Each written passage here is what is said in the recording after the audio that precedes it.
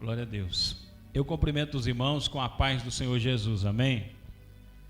Aleluia. Nós estamos muito felizes de estar hoje na casa do Senhor, para junto nós podermos adorar o Senhor e aprender no seu templo. Aleluia. Hebreus capítulo de número 10, versículo de número 23. Quero trazer uma palavra para vocês com o tema Conservando a Esperança. Não saindo do tema do congresso que foi ontem, né? A esperança da glória. Hoje nós vamos falar sobre isso, conservando a esperança.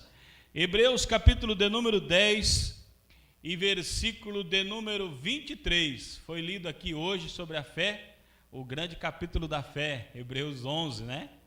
E aqui um pouquinho atrás, Hebreus 10. Obrigado, irmão Alexandre. Deus abençoe, seu galardão está garantido. Glória a Deus. Hebreus capítulo de número 10, versículo de número 23, quem achou diz amém? A palavra de Deus diz assim: retenhamos firmes a confissão da nossa esperança, porque fiel é o que prometeu. Amém? Retenhamos firme a confissão da nossa esperança. Por quê? Porque fiel é o que prometeu. Pode se assentar. Aleluia. A Bíblia Mensagem, a versão A Mensagem, é uma Bíblia que eu gosto demais, que tem uma linguagem mais contemporânea. Ela traduz esse versículo da seguinte maneira: vamos nos agarrar às promessas que nos fazem prosseguir. Vamos nos agarrar às promessas que nos fazem prosseguir. Ele quem? Ele, Deus, mantém a sua palavra. Tem crente que está agarrado com as notícias, tem crente que está agarrado com o Facebook, agarrado com o YouTube. Para de agarrar nessas coisas, sai fora disso tudo e se agarre às promessas que Deus fez. Por quê? Porque tudo isso passa, mas as promessas que Deus fez, nenhuma cai por terra. Aleluia. A palavra esperança, ela aparece 110 vezes na Bíblia, sendo que 56 vezes dela aparece no Velho Testamento e 54 no Novo Testamento. Segundo o dicionário Aurélio, a palavra esperança significa o ato de esperar o que se deseja, expectativa. Porém, quando nós analisamos a palavra de Deus, quando nós colocamos a nossa fé na Bíblia, nós vamos perceber que a esperança é muito mais do que isso. A esperança não é apenas esperar, não é apenas uma expectativa, é muito mais do que isso. O que é esperança, então? A esperança é um dos 3 pilares da vida cristã. No capítulo 13, que é conhecido como o capítulo do amor, está escrito no versículo de número 13, na encerração do versículo: agora, pois, permanecem a fé, a esperança e o amor. Essas 3 colunas, esses 3 pilares que mantém a vida cristã. Você precisa, para ser crente, precisa ter amor, precisa ter fé e precisa ter esperança. Se você perder a fé, você não é crente. Se você perdeu o amor, você não é cristão. Se você perdeu a esperança, você não é cristão. Você precisa dessas 3 bases para ter uma vida cristã vitoriosa.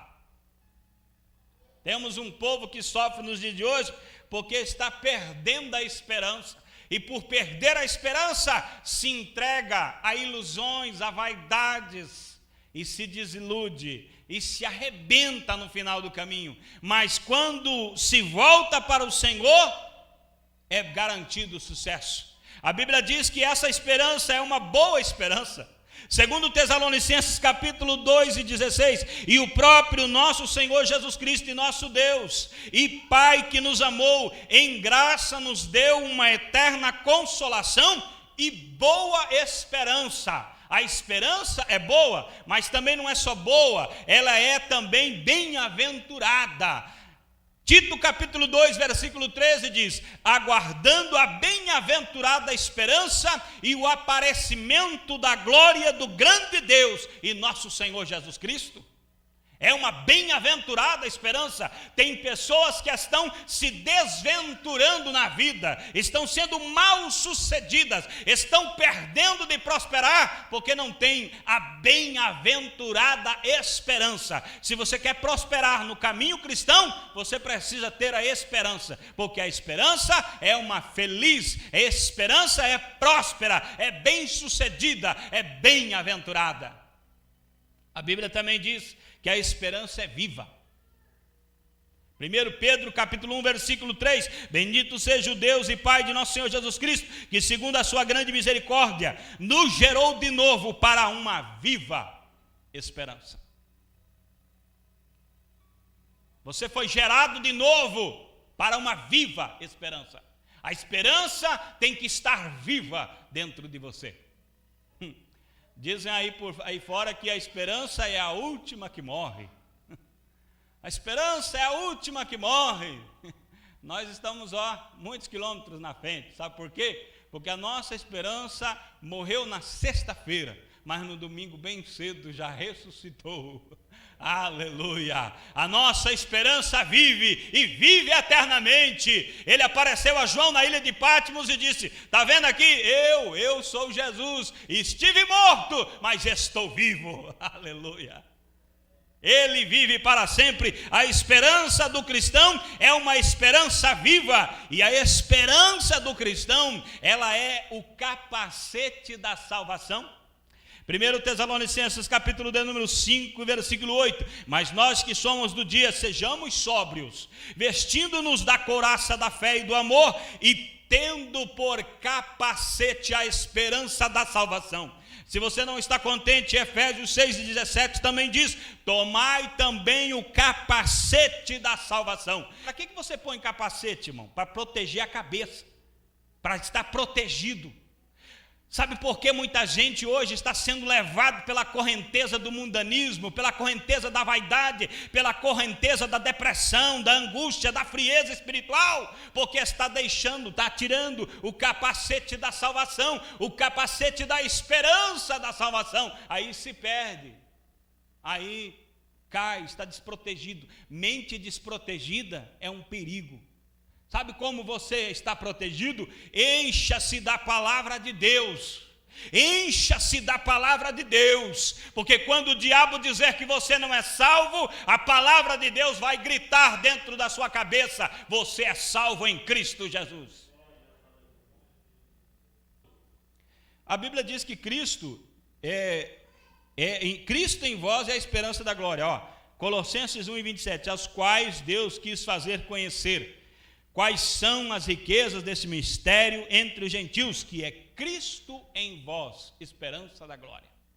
O crente precisa ter Cristo morando, se movimentando, agindo na sua vida. Se ele não tiver, ele não tem esperança da glória. Precisa. Sem Cristo nada feito. Ele mesmo disse: sem mim nada podeis fazer, lá em João capítulo 15.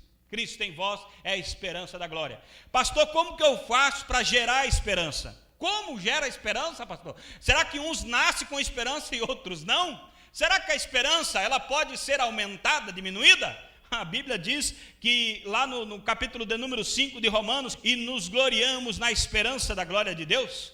E não somente nisto, mas também nos gloriamos nas tribulações. Aí você que não gosta de tribulação, Paulo está dizendo, está ensinando aos romanos: nos gloriamos nas tribulações, sabendo o quê? A tribulação produz paciência. Ei, você quando for dobrar o joelho e dizer: Deus, me dá paciência, se cuida, irmão, porque Deus vai mandar a tribulação, porque a tribulação é que vai gerar paciência. Você está pedindo paciência, Deus manda a tribulação vai produzir a paciência. E não só isso, a paciência vai gerar experiência. Crente que passa na prova, na tribulação, que passa por prova, vai tendo experiência com Deus.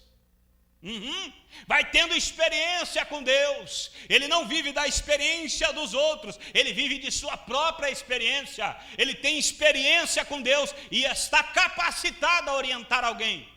A experiência produz a esperança.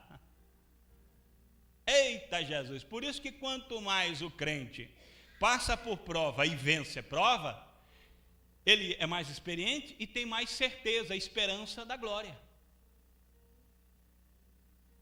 E crente que evita a tribulação, não, pastor, Deus me livre, eu não quero passar por prova de tipo nenhum, não tem experiência.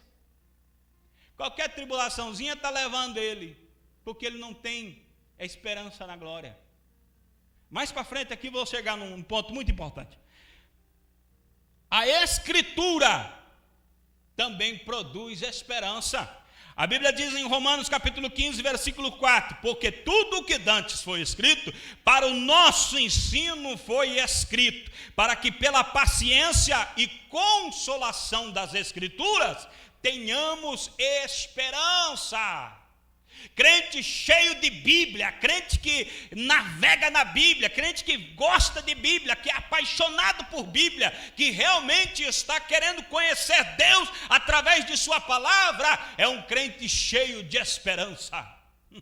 Fala com ele não vai dizer que está desanimado. As pessoas vão dizer assim, o mundo está acabando. Ele disse, deixa acabar, a minha vida está garantida em Deus. As pessoas estão agitadas, correndo para todo lado. O crente que tem contato sempre com a palavra de Deus está tranquilo. Por quê? Porque a palavra de Deus produz esperança dentro dele. Aleluia. Está cheio de esperança. E sabe em quem está esperando? Como disse o apóstolo Paulo, eu sei em quem tenho crido. Não preciso ficar desesperado.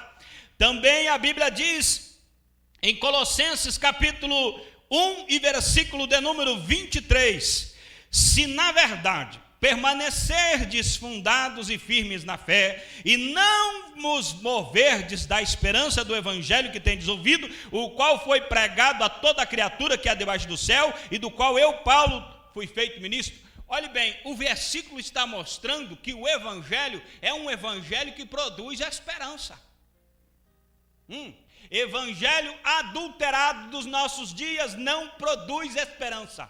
Esse evangelho moderno que está sendo pregado, eu coloco o evangelho moderno entre aspas, porque evangelho só existe um. Esse evangelho que estão dizendo que é evangelho adulterado por aí, ele não produz esperança. Mas o evangelho verdadeiro, esse produz esperança. Glória a Deus. Acho que é bom colocar um fundo musical aí, senão os irmãos não vão gostar. Aleluia. Os frutos da esperança. Olha quem tem esperança. 1 João 3 e versículo 3. Primeira epístola de João, capítulo 3 e versículo de número 3. Pastor, eu estou cheio de esperança. Amém, vamos ver. Se você realmente tem esperança, a esperança deve produzir em você purificação. 1 João 3 e 3 diz, e qualquer que nele tem esta esperança, purifica-se a si mesmo. Sabe por que tem uns crentes dizendo que não tem nada a ver, pastor? Isso é coisa do passado, isso é coisa de 80 anos atrás, pastor. Não tem nada a ver, não tem nada a ver, porque já perdeu a esperança, então não se purifica mais. Crente que tem compromisso, que está cheio de esperança, dia após dia ele está tentando se limpar, ficar mais parecido com Jesus. Sabe o que eu vou dizer para você? A Bíblia diz em Apocalipse que o Senhor Jesus está entre os 7 candelabros, e os 7 candelabros significa as 7 igrejas, ou toda a igreja, porque o número 7 na Bíblia é símbolo de perfeição, de amplitude, e está dizendo, o Senhor Jesus está se movimentando entre a igreja. Olhe bem, o sacerdote no Antigo Testamento, ele tinha que entrar no lugar santo todos os dias, pela manhã e pela tarde, e ele tinha que olhar aquele candelabro que era de Israel, que não podia apagar, e se ele visse naquele candelabro sujeira, cinza, qualquer coisa, ele tinha que tirar, tinha que limpar, tinha que purificar, o fogo tinha que se manter aceso. O sacerdote todos os dias, de manhã e de tarde, ele entrava naquele lugar para oferecer incenso ao Senhor, para oferecer os pães da proposição, e ele tinha que estar atento. Levíticos 13 diz, o fogo não pode apagar.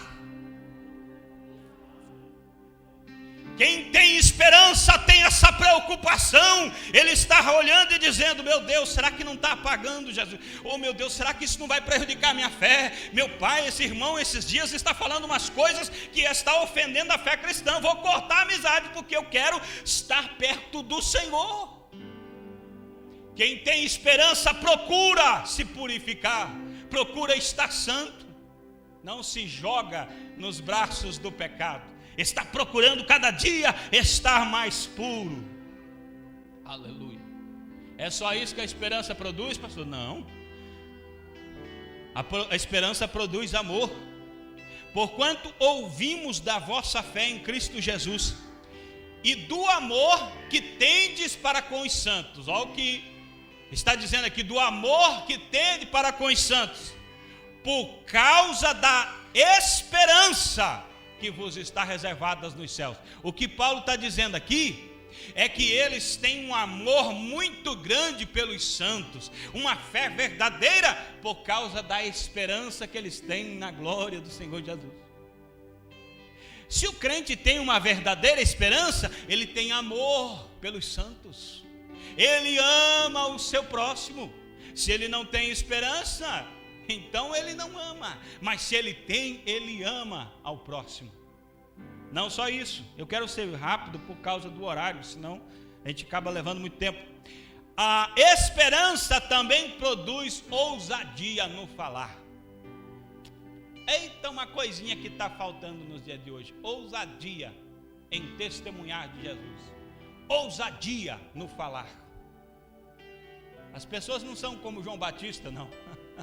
João Batista gritava: raça de víboras, quem vos ensinou a fugir da ira futura?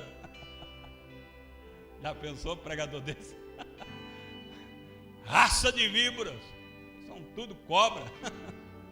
E o povo ia lá porque queria ouvir a mensagem, e ele pregava desse jeito, mensagem dura, era ousado. A Bíblia diz que Pedro pregou contra o Sinédrio, na frente, ó, o Sinédrio está aqui e fala: esse Jesus que vocês crucificaram, Deus o fez o Senhor e Cristo. Assim, irmão, ousadia. Lá em Atos capítulo de número 4, ele está dizendo assim, ó: enquanto estendes a tua mão para se operar sinais e prodígios entre o teu povo, concede-nos ousadia para falar de tua palavra. Ousadia é algo necessário na vida do crente. Os crentes hoje estão parecendo agente secreto, ninguém sabe a identidade dele. Você nem desconfia que o cristão ali é um cidadão do céu, mas nem de brincadeira, só se alguém contar, porque ele não vai dizer. Eu gostava de um irmão que tinha em Toledo, irmão Ananias. O irmão Ananias era uma bênção. O irmão Ananias estava andando na rua e ele via um crente quase 2 quarteirões de distância. Ele levantava a mão e dizia: ô irmão, a paz do Senhor. É para toda a sociedade saber que o indivíduo era crente. Tinha uns que diziam amém, outros diziam misericórdia, Jesus, o irmão está revelando a minha identidade. Mas sabe o que a Bíblia diz lá em Apocalipse? Que os tímidos vão ficar de fora. Seja tímido não, seja ousado, testemunha de Jesus, mostra que Jesus está na tua vida. Viva realmente o verdadeiro evangelho de Deus, e as pessoas vão olhar para você e vão dizer: eu vi que você é diferente, o que tu tem? Aí tu vai dizer: eu sou crente em Jesus. Ele diz: amém, que benção, quero ser crente igual tu. Aleluia. Está faltando ousadia no falar. A esperança também produz. A esperança liberta do medo da morte. Olha o que a Bíblia diz em Tessalonicenses capítulo 4, versículo 13 e 14. Não quero, porém, irmãos, que sejais ignorantes acerca dos que já dormem. Quando a Bíblia está dizendo ignorantes acerca dos que já dormem, está falando daqueles irmãos que morreram em Cristo. Não está falando daqueles que estão dormindo até 10, 11 horas da manhã. Está falando das pessoas que morreram em Cristo, para que não vos entristeçais como os demais, como as pessoas comuns que não têm esperança. Coisa terrível morrer sem esperança, sem saber para onde está indo. As pessoas ficam desesperadas. E agora, aonde está esta vida? Irmão, esses dias eu assisti uma série aí sobre vida após a morte. Não é um documentário cristão, é um documentário secular mesmo. E as pessoas secular falando de relatos de que quase morreram, de que morreram e voltaram, e falando sobre as experiências que elas tiveram. E quando eu estava assistindo aquilo, eu pensei assim, puxa vida, se até o povo secular já está tendo uma revelação de que existe uma vida após a morte, por que é que muito crente nos dias de hoje ainda não tem essa certeza de vida após a morte? Tem crente que não tem, irmão, tem medo de morrer. Se eu morrer, é misericórdia. A Bíblia está dizendo, porque se cremos que Jesus morreu e ressuscitou, assim também aqueles que dormem em Jesus vão ressuscitar. A morte não é o fim. Na verdade, vamos ser honestos, vamos ser bíblicos, a morte é apenas o começo. Aí é que você vai viver uma vida verdadeira com Deus, porque aí você vai estar na glória para sempre com o Senhor. A razão da nossa esperança. 1 Pedro 3,15, olha o que a Bíblia diz: antes santificai ao Senhor Deus em vossos corações, e estais sempre preparados para responder com mansidão e temor a qualquer que vos pedir a razão da vossa esperança, ou da esperança que há em vós.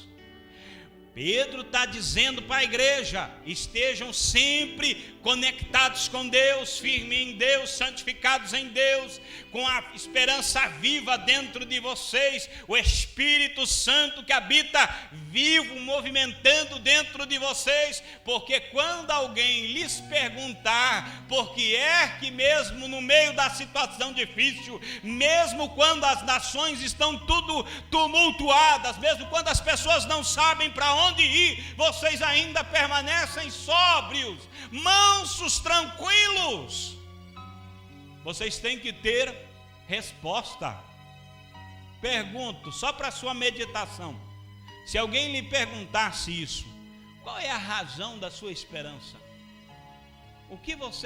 Qual é a sua certeza do amanhã na eternidade, na vida após a morte? O que você responderia? Primeira razão da nossa esperança: aquele que prometeu é fiel. Hebreus 10:23 diz: porque fiel é aquele que prometeu. Deus é fiel. Deus é fiel. Deuteronômio capítulo 7, versículo 9 diz: saberás, pois, que o Senhor teu Deus, Ele é Deus, o Deus fiel que guarda a aliança e a misericórdia até 1000 gerações aos que amam e guardam os seus mandamentos. Deus é fiel, irmão. Mesmo que você deixe de ser fiel, Ele permanece fiel. A Bíblia diz lá em 2 Timóteo capítulo 2, versículo 13: se formos infiéis, Ele permanece fiel, porque não pode negar-se a si mesmo. Ele é fiel, é a sua essência. Deus é fiel, Ele não nega a si mesmo. Fidelidade é Ele. Lá em Lamentações capítulo 3, versículo de número 22, 23, as misericórdias do Senhor são a causa de não sermos consumidos, porque as suas misericórdias não têm fim, novas são a cada manhã, grande é a tua fidelidade. Sabe por que você está aqui nesse culto? Sabe por que o Covid não te matou? Sabe por que um mosquito da dengue não veio e levou tua vida embora? Porque Deus é fiel, irmão. É a misericórdia do Senhor que é como um escudo sobre a tua vida, te mantendo de pé. Satanás, o vosso adversário, diz Pedro, anda como um leão, querendo devorar, querendo destruir. É só Deus dizer assim, liberado, já era, irmão, você já foi. Mas só que Deus, em sua grande fidelidade, Ele diz, não, Ele é meu, você não toca. Enquanto a Bíblia diz que o diabo anda em derredor como um leão faminto a devorar, a Bíblia diz lá no Salmo 91 que o anjo do Senhor faz acampamento ao redor daqueles que temem a Deus. não sai dali, irmão, acampa, ele fica em volta e Satanás não pode tocar na tua vida. Mas não é porque tu é bonitinho, não é porque tu tem um nome bonito, é porque a misericórdia do Senhor te mantém, a fidelidade do Senhor é grande. Se ele prometeu que te mantém, ele te manterá. Números 23, 19, Deus não é homem para que minta, e nem filho do homem para que se arrependa. Porventura diria ele, não faria? Falaria e não confirmaria? Se Deus falou, está falado e ponto final, irmão. Deus é fiel. Aquilo que Deus fala, Ele cumpre. Eu posso prometer uma coisa para você, irmão, e depois não conseguir cumprir. Talvez as minhas forças não dão, ou talvez a minha memória vai esquecer. Talvez alguma pessoa possa lhe fazer uma promessa que aos seus olhos, aos seus ouvidos é algo maravilhoso, mas depois ela não cumpre, porque ela é assim mesmo, ela tem uma deficiência de caráter, ela promete e não cumpre. Agora Deus é fiel em suas palavras, tudo que Ele disse à sua vida, pode passar 10, 20, 30 anos, aquilo que Ele falou vai se cumprir. Ali na cidade de Toledo tem um pastor presidente, acabou de assumir o campo ali da Assembleia de Deus. Eu ouvi que há 20 e tantos anos atrás ele veio da cidade de Londrina para morar em Toledo, porque trabalhava numa empresa, e ele está lá trabalhando na empresa e está congregando na igreja sede de Toledo, da Assembleia de Deus. Está sentado na galeria num culto de domingo de manhã, um culto de missões, uma manhã missionária. O pregador está pregando aqui e viu ele lá e disse assim: aquele moço de camisa branca, olhe para cá, você congrega aqui? Congrego. Falou: olha, eu não sei o que você faz, não sei o que Deus vai fazer na tua vida, mas eu sei que Deus manda lhe dizer que passe o tempo que passar, mas você ainda vai ser o pastor presidente dessa igreja. Irmão, pensa numa profecia. Pensa numa profecia. O rapaz dali uns dias, irmão, voltou para a cidade de Londrina, não é mais ali, não mora mais, a empresa mandou ele de volta. Então não vai se cumprir, porque foi embora, agora acabou. Não, irmão, passaram-se os tempos, ele virou obreiro, virou pastor, se tornou pastor presidente e agora está lá, pastor presidente do campo de Toledo. Se Deus falar, irmão, obedeça, porque Ele é fiel para cumprir. Eu poderia ficar aqui a noite inteira falando sobre isso. Deus é fiel. Deus é fiel. A Bíblia está recheada de testemunhos de pessoas que ouviram a voz de Deus e se deram bem. Deus é fiel. Ele não mente, Ele não se arrepende. Outro motivo para que você possa, a razão da sua esperança: não há outra esperança, irmão, não há. Jó capítulo de número 8, versículo 13: são assim as veredas de todos os que se esquecem de Deus, a esperança dos ímpios perecerá. O ímpio não tem esperança. Olhe bem, porque qual será a esperança do ímpio quando lhe for tirada a vida, quando Deus lhe arrancar a alma? Será que Deus ouvirá o seu clamor? O ímpio não tem esperança. Não existe outra esperança. A única esperança que existe é o Senhor Jesus. Lá em 1 Timóteo capítulo 6 e versículo 9: os que esperam, os que querem ficar ricos, caem em tentações e armadilhas. Quem põe a sua esperança no dinheiro vai cair numa cilada e vai ficar pobre, vai permanecer pobre. Olhe bem as riquezas. A esperança mais louca que existe é quem pensa que tem alguma coisa e pode colocar a sua esperança naquilo. Lá em Lucas capítulo 12, versículo 19 ao 20, olha o que o homem disse: então direi à minha alma, você tem muitos bens em depósitos para muitos anos, descansa, coma, beba e aproveite a vida. Tem demais, não precisa fazer mais nada, só descansar, só comer do bom e do melhor. Você tem, está sossegado. Mas Deus lhe disse: louco, esta noite te pedirão a tua alma. E o que tens preparado, para quem será? Irmão, quem põe a esperança nessas coisas está sendo louco, insensato, insano, está sendo débil. É uma esperança louca, uma esperança débil, não é uma esperança verdadeira. Eclesiastes capítulo 5 versículo 13 e 14: há um grande mal que vi debaixo do sol, as riquezas que os seus donos guardam para o seu próprio prejuízo. E se essas riquezas se perdem num mau negócio, o filho que esse homem gerou fica de mãos vazias. Um negócio mal feito e toda aquela riqueza já não existe mais. Não é assim, irmão. Quanta gente já perdeu fortunas em jogo de baralho.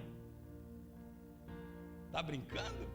O camarada entrou num cassino e fez uma jogada errada e perdeu. Ali no Paraguai tinha uma fábrica de CD. O dono foi num cassino e perdeu a fábrica. É doido. Um mau negócio e tudo vai embora. A nossa esperança, ela está ancorada em Cristo. Quero encerrar agora. Hebreus 6, 19 e 20. Temos esta esperança por âncora da alma, segura e firme, que entra no santuário que fica atrás do céu, onde Jesus, como precursor, entrou por nós, tendo se tornado sumo sacerdote para sempre, segundo a ordem de Melquisedeque. Sua esperança é Cristo. Cristo é a âncora. Apocalipse 1, 17, 18. Ao vê-lo, caí aos seus pés como morto. Porém ele pôs sobre minha mão direita, dizendo: não tenha medo. Eu sou o primeiro e o último e aquele que vive. Estive morto, mas eis que estou vivo para todo sempre e tenho as chaves da morte e do inferno. Sua esperança é Cristo. A sua esperança é Cristo. Paulo, apóstolo de Cristo Jesus, por ordem de Deus, nosso Salvador, e de Cristo, nossa esperança. Sua esperança é Cristo. Sua esperança é Cristo. Então conserve a esperança. Fique nessa esperança. Fique com Cristo. Fique com Cristo. Não abra mão de Cristo. Não abra mão da esperança da glória. Retenha firme a esperança. Faça produzir a esperança. Quando estiver em luta, não murmura. Fecha a boca, morde o dedo, enche a boca de água, mas não murmura. Porque a tribulação está fazendo com que você tenha experiência. E essa experiência vai gerar esperança da glória. Cada dia mais você vai passando por tribulação, vai vencendo tribulação, vai gerando experiência, e essa experiência vai fazendo você forte, dia após dia, mais firme na esperança da glória. Você coloca de pé para nós orarmos ao Senhor.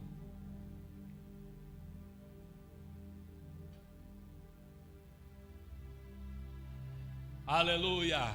Deus vivo e poderoso, Deus de toda glória, Deus de toda consolação. Ó Pai querido, a Tua palavra foi ministrada, muitos versículos, muitas palavras proferidas, mas eu quero, Senhor, que estas palavras fiquem no coração do Teu povo.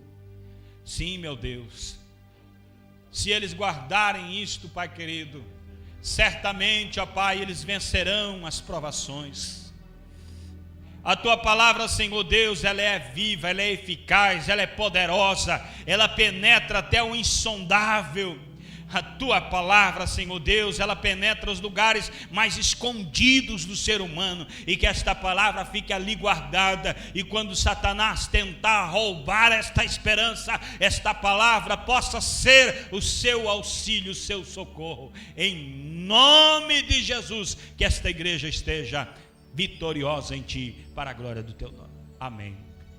Eu passo a palavra ao pastor. Que Deus abençoe a todos em nome do Senhor Jesus.